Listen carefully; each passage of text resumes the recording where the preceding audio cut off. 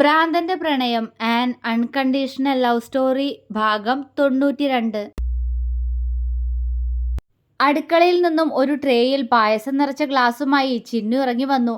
അവൾ അതാദ്യം ഇന്ദിരയുടെ മുന്നിലേക്ക് നീട്ടി. ഇന്നെന്താ പായസമൊക്കെ?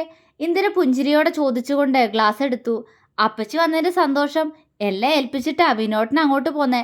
ചിന്നു പുഞ്ചിരിച്ചു. ഇന്ദിര വിനോദിനെ സ്നേഹത്തോടെ നോക്കി. അവൻ അവരെ നോക്കി കണ്ണു ചിമ്മി. ഉണ്ണിയേട്ടാ, എനിക്കും വേണം പായസം, കൊതിയാവണു. മാളു മൂക്ക് വിടർത്തിക്കൊണ്ട് പറഞ്ഞു. വിനോദ് അത്ഭുതത്തോടെ അവളെ തന്നിൽ നിന്നും അടർത്തി മാറ്റി. എന്തിങ്ങനെ നോക്കണേ? മാളുവിന്റെ ചുണ്ട് കൂർത്തുപോയി. ഏയ് ഒന്നുമില്ല, ഇത്രയും കാലം ഈ കൊതിന്നൊരു വാക്ക് കേൾക്കാൻ കാത്തു നിൽക്കായിരുന്നു ഞാൻ. ഇപ്പോഴെങ്കിലും പറഞ്ഞല്ലോ. വിനോദ് കുറുമ്പോടെ പറഞ്ഞുകൊണ്ട് വേഗം ഒരു ഗ്ലാസ് പായസം എടുത്ത് സ്പൂണിൽ കോരി മാളുവിന്റെ ചുണ്ടിലേക്ക് ചേർത്തു. അവളത് ആസ്വദിച്ച് കഴിക്കുന്നത് കണ്ട് വിനോദിന്റെ കണ്ണുകൾ തിളങ്ങി. ഹരി അത് കണ്ട് പുഞ്ചിരിയോടെ നിൽക്കുമ്പോഴായിരുന്നു അവന്റെ അടുത്ത് നിന്നും അമ്മു ഓക്കാനിക്കാൻ വരുന്നത് പോലെ കാണിച്ചത്.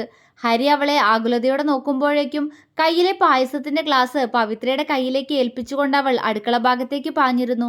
അയ്യോ, ഇത്ര നാള് ഛർദിയൊന്നും ഇല്ലായിരുന്നല്ലോ എൻ്റെ കുട്ടിക്ക്. പവിത്ര ആകുലതയോടെ പറഞ്ഞുകൊണ്ട് അവൾക്ക് പുറകെ പോയി. പിന്നാലെ തന്നെ ഹരിയും. പക്ഷെ മാളു അതൊന്ന് നോക്കി വീണ്ടും പായസം കുടിക്കുകയാണ്. ഇതൊക്കെ എന്തെന്ന ഭാവമാണ് പെണ്ണിനിപ്പോ. 4 മാസം വാള് വെച്ച് നടപ്പായിരുന്നില്ലേ?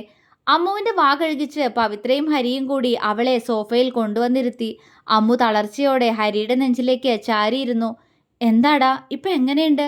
ഹരി സ്നേഹത്തോടെ അവളോട് ചോദിച്ചു. കുഴപ്പമില്ല ഹരിയേട്ടാ, അവൾ തളർച്ചയോടെ പറഞ്ഞു. അവൻ സങ്കടത്തോടെ അവളെ നോക്കി. ഇതൊക്കെ ഈ സമയത്ത് ഉണ്ടാവുന്നതാ മോനെ, ടെൻഷനൊന്നും വേണ്ട. ഇന്ദിര ഹരിയോടായി പറഞ്ഞുകൊണ്ട് അമ്മുവിന്റെ തലയിൽ തലോടി. അമ്മു തളർന്ന കണ്ണുകൾ കൊണ്ട് അവരെ ഒന്ന് നോക്കി. വിനോദ് അവളുടെ അടുത്ത് വന്ന് മുട്ടുകുത്തിയിരുന്ന് അവളെ ആകുലതയോടെ നോക്കുന്നുണ്ട്. ഒന്നുമില്ല ഏട്ടാ, അമ്മു പുഞ്ചിരിച്ചു. അവൻ മറുപടി പറയാതെ അവളുടെ കയ്യിൽ തലോടിക്കൊണ്ടിരുന്നു. മാളു അമ്മുവിനെ വിഷമത്തോടെ നോക്കി. ഛർദ്ദിച്ചു കഴിഞ്ഞാലുള്ള ബുദ്ധിമുട്ട് അത് ഓർത്തപ്പോൾ അവൾക്കും ഛർദ്ദിക്കാൻ വന്നു. അവൾ തലയൊന്ന് കുടഞ്ഞുകൊണ്ട് ഇന്ദിരയുടെ തോളിലേക്ക് ചാഞ്ഞു. മോളെ കൊണ്ടുപോയി കിടത്ത് ഹരിക്കുട്ട, കുറച്ചു നേരം, ദേവിക പറഞ്ഞു. അവൻ തലയാട്ടി അവളെയും പിടിച്ചുകൊണ്ട് അവിടെ നിന്നും എഴുന്നേറ്റു. ഒരു ഭാഗത്തു നിന്നും വിനോദും മറുഭാഗത്തു നിന്നും ഹരിയും കൂടി ചേർത്ത് പിടിച്ച് അവളെ റൂമിലാക്കി. ചിന്നു ഈ സമയം അത്രയും അമ്മുവിനെ നോക്കി വെപ്രാളത്തോടെ നിൽക്കുകയായിരുന്നു. പുറകിൽ നിന്നും 2 കൈകൾ അവളെ ചുറ്റിപ്പിടിച്ചതും ചിന്നു ചിരിയോടെ അവന്റെ നെഞ്ചിലേക്ക് ചാരി അവന്റെ മുഖത്തേക്ക് നോക്കി. നിനക്കല്ലേ ഗർഭിണിയാവേണ്ടേ? ഞാൻ നിന്നെ ഗർഭിണിയാക്കട്ടെ? ആദ്യ ചിന്നുവിന്റെ ചെവിയിൽ പോയി പതിയെ ചോദിച്ചു. അവൾ അവനെ നോക്കി ഇളിച്ചു കൊടുത്തു. ആദ്യം പഠിത്തം, പിന്നെ ജോലി, എന്നിട്ട് മതി കുഞ്ഞ്, ഞാൻ വലുതാവട്ടെ. അവൾ ഇളിയോടെ പറഞ്ഞതും ആദിക്ക് ചിരി വന്നു. അയ്യോ, അതെന്തു പറ്റി ഒരു മനം മാറ്റം? ആദി ചിരിയോടെ ചോദിച്ചു. എനിക്കും ഇങ്ങനെ ഛർദി വന്നാലോ? ഇപ്പൊ താങ്ങാനുള്ള ശക്തിയായില്ല, അവൾ കുറുമ്പോടെ പറഞ്ഞു. ആദി പെട്ടെന്ന് അവളുടെ കയ്യും പിടിച്ച് അവിടെ നിന്നും മാറി നിന്നു. ചിന്നു എന്താ എന്ന പോലെ അവനെ നോക്കി. അതുകൊണ്ടല്ലേ ഞാനും പറഞ്ഞ് നിന്റെ പഠിത്തമൊക്കെ കഴിയട്ടെ എന്ന്. എൻ്റെ ഹർഷൂട്ടി കുഞ്ഞല്ലേ, അതെനിക്ക് അറിയാവുന്നതല്ലേ? അവൻ കള്ളച്ചിരിയോടെ പറഞ്ഞുകൊണ്ട് അവളെ ആകെ മൊത്തമൊന്ന് ഒഴിഞ്ഞു നോക്കി. ചിന്നു ചുവന്ന മുഖത്തോടെ അവനെ നോക്കി. ആദ്യം അവൾ അവന്റെ നെഞ്ചിലേക്ക് ചേർത്ത് പിടിച്ചു. ചിന്നു പുഞ്ചിരിയോടെ ആ ഹൃദയതാളം കേട്ടുനിന്നു. എൻ്റെ ഹർഷൂട്ടി മനസ്സുകൊണ്ടും ശരീരം കൊണ്ടും പൂർണ്ണമായിട്ടൊരു കുഞ്ഞിനെ വേണമെന്ന് ആഗ്രഹിക്കുന്ന സമയത്ത് ആദ്യേട്ടൻ എൻ്റെ കാന്താരിയുടെ വയറ്റിൽ ഒരു കുറുമ്പനെ തരാട്ടോ. അവൻ അവളുടെ നെറ്റിയിൽ ചുംബിച്ചുകൊണ്ട് പ്രണയത്തോടെ പറഞ്ഞു.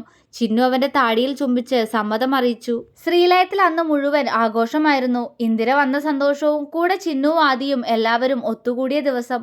ഇന്ദ്രയെ ജയിലിൽ നിന്നും മോചിപ്പിക്കാൻ ഹരിയും വിനോദും കുറേയായി ശ്രമം തുടങ്ങിയിട്ട്. ഇന്ദ്രന്റെ സുഹൃത്തുക്കളെ അന്വേഷിച്ച് അന്ന് നവിക്കൊപ്പം പോയതിനെ തുടർന്ന് അന്വേഷണത്തിനൊടുവിൽ ബാക്കിയുള്ളവന്മാരെയും പിടികൂടി അവർ പോലീസിൽ ഏൽപ്പിച്ചു.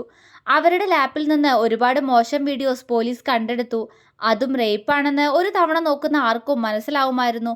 ഇന്ദ്രന്റെ ഒരുപാട് വീഡിയോസ് അതിൽ നിന്നും പോലീസിന് തെളിവായി ലഭിച്ചു. സ്വയരക്ഷയ്ക്ക് വേണ്ടിയാണ് ഇന്ദ്ര മകനെയും ഭർത്താവിനെയും കൊന്നത് എന്നതിൻ പേരിലും ഇന്ദ്രന്റെ സ്വഭാവം കോടതിക്ക് വ്യക്തമായി ബോധ്യപ്പെട്ടതുകൊണ്ടും ഇന്ദിരയുടെ ശിക്ഷയിൽ ഇളവ് ലഭിച്ചിരുന്നു. വിനോദ് പക്ഷേ അത് മാളുവിനോട് പറഞ്ഞിരുന്നില്ല.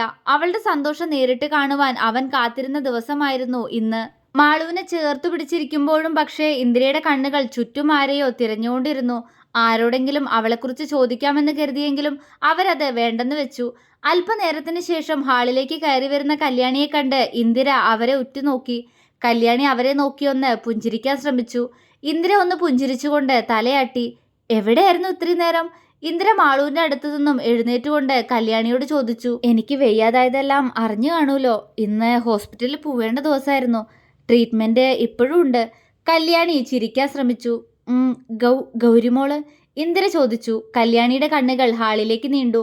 അവരുടെ നോട്ടം പോയ വഴിയെ നോക്കിയ ഇന്ദിര കണ്ടു തന്നെ നോക്കി കണ്ണു നിറച്ചു നിൽക്കുന്ന ഗൗരിയെ. അവരുടെ നെഞ്ചു വിങ്ങി. ആരും ഒന്നും മിണ്ടിയില്ല. എല്ലാവരും ഇന്ദിരയെയും ഗൗരിയെയും മാത്രം നോക്കി നിന്നു. ഇന്ദിര പതിയെ ഗൗരിയുടെ മുന്നിൽ വന്നു നിന്ന് അവളുടെ കവിളിൽ തലോടി.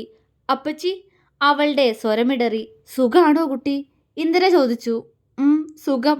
അവൾ തേങ്ങിക്കൊണ്ട് അവരെ കെട്ടിപ്പിടിച്ചു. ഇന്ദിര അവളുടെ തലയിൽ തലോടി. പഴയതൊന്നും ഇനി ഓർത്ത് വിഷമിക്കരുത് മോളെ.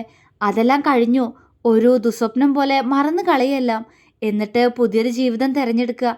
നിനക്കതിന് കഴിയും. ഇന്ദിര സ്നേഹത്തോടെ അവളുടെ കവിളിൽ തലോടിക്കൊണ്ട് പറഞ്ഞതും ഗൗരി കണ്ണു നിറച്ചുകൊണ്ട് തലയാട്ടി. മാളുവിന്റെ കണ്ണുകൾ ആ കാഴ്ച കണ്ട് നിറഞ്ഞുപോയി. അത് മനസ്സിലായ പോലെ വിനോദ് അവളെ അവനിലേക്ക് ചേർത്തു പിടിച്ചു. മാളു ഗർഭിണിയായതിനു ശേഷം അവളെ നോക്കാൻ കഴിയാതിരുന്ന വിഷമമെല്ലാം അവൾക്കൊപ്പം എപ്പോഴും കൂടെ നിന്ന് അവളുടെ ആവശ്യങ്ങൾ നിറവേറ്റിക്കൊണ്ട് തീർക്കുകയാണ് ഇന്ദിര ഇപ്പോൾ. മാളുവും ഒരുപാട് ഹാപ്പിയായിരുന്നു. ചുറ്റും അവളെ സ്നേഹം കൊണ്ട് പൊതിയുന്നവർ മാത്രം. ദിവസങ്ങൾ മുന്നോട്ടു പോവേ മാളുവിനില്ലാത്ത ടെൻഷനാണ് ഇപ്പോൾ വിനോദിന്. മാളുവിന്റെ കാലിലെല്ലാം നീര് വെച്ചിട്ടുണ്ട്. വൈകുന്നേരം അവൾക്കൊപ്പം നടക്കാൻ അവനും കൂടും. അമ്മമാർ അവളെ കൊണ്ട് ജോലി ചെയ്യിപ്പിക്കുമ്പോൾ വിനോദിന് അത് കണ്ട് ദേഷ്യം തോന്നുമെങ്കിലും എല്ലാം അവളുടെ നല്ലതിനു വേണ്ടി തന്നെയാണെന്ന് പറഞ്ഞ് ദേവികയും ഇന്ദിരയും വിനോദിന്റെ വാടപ്പിക്കും. അത്രയും വലിയ ആളുകൾക്കിടയിലേക്ക് ഒരു കുരുന്നിനെ കാത്തിരിക്കുന്ന അവരുടെ കാത്തിരിപ്പിന് ഇനി ദിവസങ്ങൾ മാത്രമേ ബാക്കിയുള്ളൂ. മാളുവിനെയും ചേർത്തു പിടിച്ച് ബെഡിൽ കിടക്കുകയാണ് വിനോദ്. നേരം ഒരുപാടായിരിക്കുന്നു. അവന്റെ കണ്ണുകൾ ക്ലോക്കിലേക്ക് നീണ്ടു. 3 മണി. അവനൊന്ന് നിശ്വസിച്ചു. അതെ, പുലർച്ചെ 3 മണിയായിരിക്കുന്നു. അവൻ തന്റെ വശത്തേക്ക് ചെരിഞ്ഞു കിടക്കുന്നവളെ വാത്സല്യത്തോടെ, അതിലുപരി പ്രണയത്തോടെ നോക്കി. വൈകുന്നേരം എല്ലാവരോടും സംസാരിച്ചുകൊണ്ട് ഹാളിൽ ഇരിക്കുമ്പോഴായിരുന്നു മാളുവിന് പെട്ടെന്നൊരു വേദന വന്നത്. വിനോദും ഹരിയും ശരിക്കും ഭയന്നുപോയിരുന്നു. കണ്ണു നിറച്ചുകൊണ്ട് എല്ലാവരെയും നോക്കിപ്പോയി മാളു. പക്ഷെ ഡേറ്റ് അടുക്കാറാവുമ്പോൾ ഇങ്ങനെയൊക്കെ ഉണ്ടാവുമെന്ന് പറഞ്ഞ് അമ്മമാർ എല്ലാവരും അവളെ ആശ്വസിപ്പിച്ചു. ഇനിയും വേദന വരികയാണെങ്കിൽ ഹോസ്പിറ്റലിൽ കൊണ്ടുപോയേ പറ്റൂവെന്ന് വിനോദ് വാശിയോടെ പറഞ്ഞു. എല്ലാവരും അത് സമ്മതിച്ചു കൊടുക്കുകയും ചെയ്തു. പക്ഷെ പിന്നീട് അവൾക്ക് വേദനയൊന്നും തോന്നാത്തതുകൊണ്ട് തന്നെ അതെല്ലാവർക്കും ഒരാശ്വാസമായിരുന്നു. എങ്കിലും മാളുവിനെന്തോ ഒരു അസ്വസ്ഥത തോന്നുന്നുണ്ടായിരുന്നു. അതവൾ ആരോടും പറഞ്ഞിരുന്നില്ല. വേദന വരികയാണെങ്കിൽ വിനോദിനോട് പറയാമെന്നവൾ മനസ്സിലുറപ്പിച്ചു. മാളുവിന്റെ ഡേറ്റിന് ഇനിയും 4 ദിവസം കൂടിയുണ്ട്. ദിവസം അടുക്കുന്തോറും അവൾക്ക് പേടി തോന്നാൻ തുടങ്ങിയിരുന്നു. വിനോദിനോട് കുഞ്ഞു വരുന്നതിനെ കുറിച്ച് സന്തോഷത്തോടെ പറഞ്ഞുകൊണ്ട് അവനെ ചേർത്ത് പിടിച്ച് മയങ്ങിയതാണ് മാളു. പക്ഷെ വിനോദിന് നേരം ഇത്രയായിട്ടും ഉറക്കം വന്നിരുന്നില്ല. ഒരു ചെറിയ വേദന വന്നപ്പോൾ പോലും അത്രയും ഉച്ചത്തിൽ നിലവിളിച്ച മാളുവിന് ഒരു പ്രസവവേദന എങ്ങനെ താങ്ങാൻ കഴിയുമെന്നവൻ ആദിയോട് ഓർത്തു. എങ്കിലും ഡെലിവറി ടൈം താൻ അവൾക്കൊപ്പം തന്നെ ഉണ്ടാവുമെന്നത് അവനിൽ ഒരു നേരിയ ആശ്വാസം നിറച്ചു. അവളെ തന്നെ നോക്കിക്കിടക്കവേ പതിയെ കണ്ണുകൾ അടഞ്ഞു പോകുന്നത് അവനറിഞ്ഞു. ഉണ്ണിയേട്ടാ!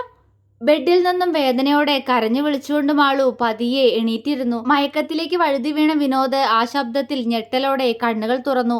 മുന്നിൽ വയറിൽ പിടിച്ച് തന്നെ നോക്കി കണ്ണു നിറച്ചിരിക്കുന്ന മാളുവിനെ കണ്ട് വിനോദ് പകച്ചുപോയി. മാളൂട്ടാ, എന്താടാ? അവൻ ആകുലതയോടെ അവളോട് ചോദിച്ചു. എനിക്ക് വേദനിക്കണം ഉണ്ണിയേട്ടാ, പറ്റണില്ല. മാളു കരഞ്ഞു തുടങ്ങിയിരുന്നു. വിനോദ് പെട്ടെന്ന് ബെഡിൽ നിന്നും താഴെ ഇറങ്ങി അവളുടെ കവിളിൽ തട്ടി. ഒന്നുമില്ലടാ, നമുക്ക് ഹോസ്പിറ്റലിൽ പോവാട്ടോ. പേടിക്കല്ലേ, ഉണ്ണിയേട്ടനല്ലേ, വാവ വരാനാവും. അവൻ പേടിയോടെ പറഞ്ഞുകൊണ്ട് പെട്ടെന്ന് വാതിൽ തുറന്ന് പുറത്തേക്കിറങ്ങി ഇന്ദിരയും ദേവികയും വിളിച്ചു. നേരം 6 മണി കഴിഞ്ഞതേയുള്ളൂ. വിനോദിന്റെ ശബ്ദം കേട്ട് അടുക്കളയിൽ ജോലിയിലായിരുന്ന ദേവികയും ഇന്ദിരയും കൂടെ സുമതിയും ഇറങ്ങി വന്നു. അവരോട് കാര്യം പറഞ്ഞ് അവൻ തിരികെ റൂമിലേക്ക് തന്നെ ഓടി. ഫോണിൽ ഹരിയെ വിളിച്ച് കാര്യം പറയുമ്പോഴേക്കും അവന്റെ ശബ്ദം വിറച്ചിരുന്നു. അടുത്ത നിമിഷം ഹരിയും ശ്രീലയത്തിലേക്ക് ഓടിയെത്തിയിരുന്നു. എനിക്ക് ഒട്ടും വയ്യ ഉണ്ണിയേട്ടാ, സഹിക്കാൻ പറ്റണില്ല. മാളു ചുണ്ട് കടിച്ചു പിടിച്ച് വിതുമ്പി. വിനോദിന്റെ കണ്ണുകൾ നിറഞ്ഞൊഴുകി. ഇല്ലടാ, കരയില്ലേ. നീ കരയുന്ന കാണുമ്പോ ഉണ്ണിയേട്ടന് പേടിയാവാ മാളൂട്ടാ. അവളെ കൈകളിൽ കോരിയെടുത്ത് കാറിന്റെ സീറ്റിലിരുത്തുമ്പോൾ അവൻ പറഞ്ഞു. കീ അവൻ ഹരിയുടെ കയ്യിലേക്ക് കൊടുത്തു. അവന്റെ കണ്ണ് നിറഞ്ഞിരിക്കുന്നത് വിനോദ് അപ്പോഴാണ് കണ്ടത്. എനിക്ക് വെയ്യടാ, നീ എടുക്കോ കാറ്? വിനോദ് ദയനീയമായി അവനെ നോക്കി ചോദിച്ചു. ഹരി കണ്ണു തുടച്ചുകൊണ്ട് പെട്ടെന്ന് കീ വാങ്ങി ഡ്രൈവിംഗ് സീറ്റിലേക്ക് കയറി. വിനോദും ആളുവിന്റെ ഒരു വശത്തും മറുവശത്ത് ഇന്ദിരയും ദേവികയും കൂടിയിരുന്നതും ഹരി കാർ മുന്നോട്ടെടുത്തു. അവര് പോകുന്നത് നോക്കി നിന്ന പവിത്രയും അമ്മുവും ഗൗരിയും കല്യാണിയും മുകളിലേക്ക് നോക്കി കൈകൂപ്പി. ഡെലിവറി പെട്ടെന്ന് നടക്കാനുള്ള സാധ്യതയുണ്ടെന്ന് ഡോക്ടർ പറഞ്ഞതുകൊണ്ട് തന്നെ മാളുവിനെ ലേബർ റൂമിലേക്ക് കൊണ്ടുപോവുകയാണ്. ലേബർ റൂമിനകത്തേക്ക് കയറും മുന്നേ മാളു എല്ലാവരെയും ഒന്ന് നോക്കി. എല്ലാവരും അവളെ ആശ്വസിപ്പിച്ചു. ഹരി അവളുടെ മുന്നിൽ മുട്ടുകുത്തിയിരുന്നു. വേദനയ്ക്കിടയിലും മാളു അവനെ നോക്കി ഒന്ന് പുഞ്ചിരിച്ചു.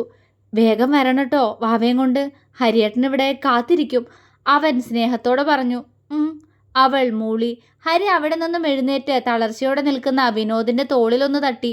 അപ്പോഴേക്കും മാളുവിനെ അകത്തേക്ക് കയറ്റി. ഹരി! വിനോദ് അവനെ കണ്ണു നിറച്ചുകൊണ്ട് വിളിച്ചു. ചെല്ല് വിനു, അവൻ പറഞ്ഞു. എനിക്ക് എനിക്ക് പേടിയാവുന്നടാ. അവന്റെ കണ്ണുകൾ നിറഞ്ഞൊഴുകി. ഒന്നുമില്ലടാ, ചെല്ല്. ഡെലിവറി ടൈം നീ അരികെ തന്നെ വേണമെന്ന് മോൾക്കുള്ളതുകൊണ്ടല്ലേ നമ്മൾ ഈ ഹോസ്പിറ്റലിൽ തന്നെ കാണിച്ചേ. നീ ചെല്ല്, അവൻ പറഞ്ഞു. വിനോദ് കണ്ണു തുടച്ച് അകത്തേക്ക് കയറി. തുടരും.